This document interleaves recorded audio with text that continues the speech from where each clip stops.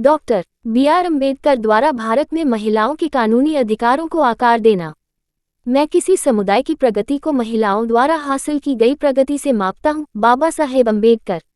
भीमराव रामजी अम्बेडकर एक भारतीय न्यायविद, अर्थशास्त्री और एक दलित नेता थे, जिन्होंने भारत के संविधान का मसौदा तैयार करने वाली समिति का नेतृत्व किया और स्वतंत्र भारत के पहले कानून और न्याय मंत्री के रूप में कार्य किया। उन्होंने जीवन के सभी विभिन्न क्षेत्रों में महिलाओं के अधिकारों को शामिल करने के लिए अथक संघर्ष किया। अम्बेडकर ने अपने भाषणों, विचारों और सुधारों के माध्यम से महिलाओं में सामाजिक न्याय और उनके अधिकारों के लिए लड़ने का जोश जगाया। उनके सुधारात्मक उपाय हिंदू कोड बिल के रूप में सामने आए, जिसका उद्देश्य हिंदू समाज को आधुनिक बनाना था, जो अपने महत्व में अद्वितीय हो गया। Hindu code bill. स्वतंत्र भारत के कानून मंत्री के रूप में अम्बेडकर द्वारा पेश किया गया हिंदू कोड बिल लैंगिक समानता पर उनके विचारों और जाति आधारित समाज के खिलाफ उनके मजबूत रुख को प्रकट करता है। ब्रिटिश राज के आरंभ में हिंदू समुदायों को नियंत्रित करने वाले कानून बंद समुदायों को खुद को विनियमित करने में मदद करते प्रतीत हुए थे, और 1948 में राव समिति तक यूनिवर्सल हिंदू कोड के कई प्रमुख मुद्दों पर अभी भी कोई सहमति नहीं थी। संविधान सभा में महिलाओं की उपस्थिति के बावजूद हिंदू कोड बिल में लिंग संबंधी प्रश्न तब तक नहीं उठे जब तक कि वे अपनी टिप्पणी के लिए अम्बेडकर के पास नहीं गए। 2 दशकों से अधिक की निरर्थक बहस के बाद हिंदू कोड में अंततः महिलाओं को तलाक का अधिकार, बेटियों को विरासत का अधिकार और विधवाओं को समान संपत्ति अधिकार तक पहुंच शामिल की गई। साथ ही जाति विशेष नियमों के इर्द गिर्द प्रतिगामी भाषा को भी हटा दिया गया। यह विधेयक बाद में 1955 के हिंदू विवाह अधिनियम सहित अधिनियमों की एक श्रृंखला में बदल गया और आज भी साझा संपत्ति पर महिलाओं के दावों के लिए विधायी आधार बनता है। कारखानों में काम करने वाली महिलाओं के लिए सवैतनिक मातृत्व अवकाश देने वाला विधेयक। अम्बेडकर ने यह सुनिश्चित करने के लिए भी काम किया कि महिलाओं को श्रम कानूनों के तहत सुरक्षा मिले। उन्होंने काम के घंटों की संख्या कम करने और कामकाजी परिस्थितियों में सुधार लाने में महत्वपूर्ण भूमिका निभाई। 1928 में बॉम्बे विधान परिषद के सदस्य के रूप में उन्होंने कारखानों में काम करने वाली महिलाओं के लिए सवैतनिक मातृत्व अवकाश देने वाले एक विधेयक का समर्थन किया। उनका मानना था कि यदि नियोक्ता महिलाओं के श्रम से लाभान्वित हो रहा है, तो उन्हें कुछ हद तक महिलाओं का समर्थन भी करना चाहिए जब वे मातृत्व अवकाश पर हों।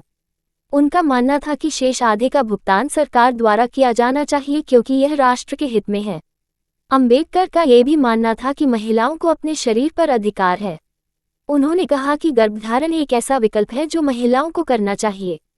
उन्होंने महिलाओं के लिए प्रजनन अधिकारों के लिए तर्क दिया, सिफारिश की कि उनके लिए जन नियंत्रण सुविधाएं उपलब्ध कराई जाएं, और वह महिलाओं की प्रजनन स्वतंत्रता के प्रबल समर्थक थे।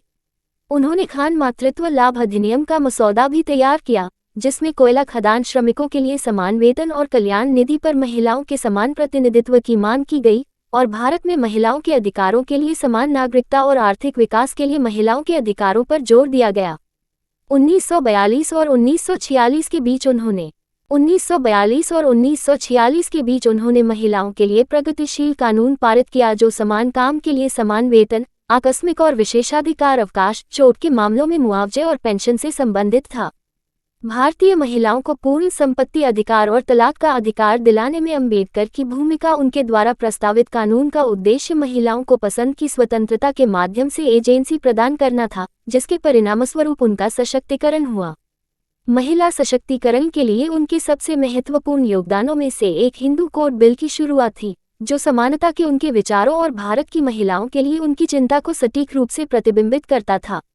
विधेयक के माध्यम से महिलाओं को, जिन्हें पहले जीवित रहते हुए संपत्ति बेचने की अनुमति नहीं थी और उनकी मृत्यु के बाद उनकी संपत्ति उनके पति के परिवार में किसी के पास चली जाती थी, उन्हें संपत्ति के मामले में पूर्ण अधिकार दिया गया। संपत्ति के अधिकारों में सुधार के अलावा उन्होंने 2 महत्वपूर्ण धाराएं भी पेश की, अर्थात वैवाहिक अधिकारों की बहाली और न्यायिक अलगाव। इनसे महिलाओं को कानूनी तलाक के लिए दायर करने की व्यक्तिगत पसंद और स्वतंत्रता की अनुमति मिली।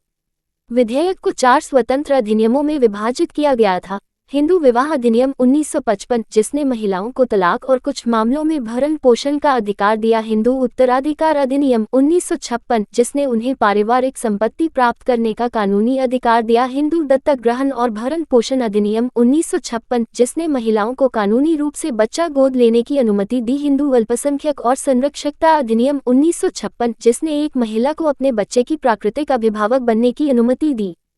कैसे अम्बेडकर ने सभी के लिए एक समान समाज की कल्पना की। उनके प्रभाव के कारण 1976 का समान पारिश्रमिक अधिनियम और 1961 का दहेज निषेध अधिनियम जैसे कई अन्य महिला समर्थक अधिनियम भी पारित हुए, जो क्रमशः महिलाओं को समान वेतन और आपराधिक दहेज का अधिकार देते थे। एक क्रांतिकारी व्यक्तित्व, सामाजिक न्याय के प्रणेता और एक सच्चे सुधारक डॉक्टर बी.आर. अम्बेडकर ने भारत की सामाजिक, राजनीतिक और नागरिक रूपरेखा को आकार देने और सामान्य रूप से और विशेष रूप से महिलाओं के लिए समाज की उन्नति को बढ़ावा देने में महत्वपूर्ण भूमिका निभाई।